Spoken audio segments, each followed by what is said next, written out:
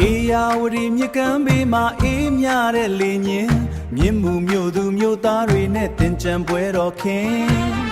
ตาရလှပတဲ့ဒီမြို့လေးမှာဒါရီတွေဆွေလူငယ်လေးတွေကလည်းရင်ကြည်ကြတယ်ပြောမဆုံးနိုင်မေ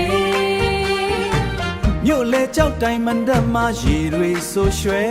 လူပြိုပြိုတွေစုယုံကရေကစားတဲ့ပွဲ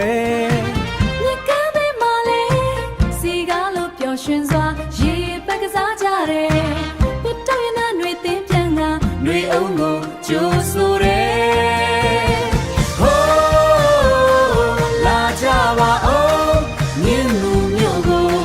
ဒါရီနဲ့အေးမြပါစေ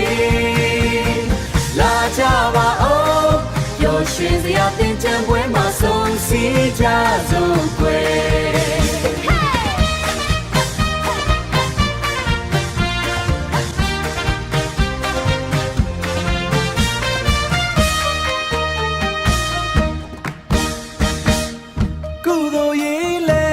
မမေ့ဘူးနော်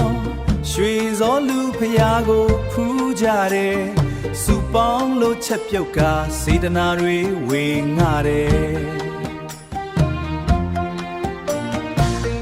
မောင်လုံးရဲ့မြေပေါ်တွေလှုပ်ပြီးတူတူစားကြတယ်မြင့်မှုမြို့ရဲ့တင်ကြံပွဲတော်ပြောစရာအတီးပြီးပြည့်စုံတယ်ကြပါအောင်မြင်းမှုမြို့ကိုဒါရီနဲ့အေးမြပါစေလာကြပါအောင်ပျော်ရွှင်စရာတင်ကြံပွဲမှာဆုံး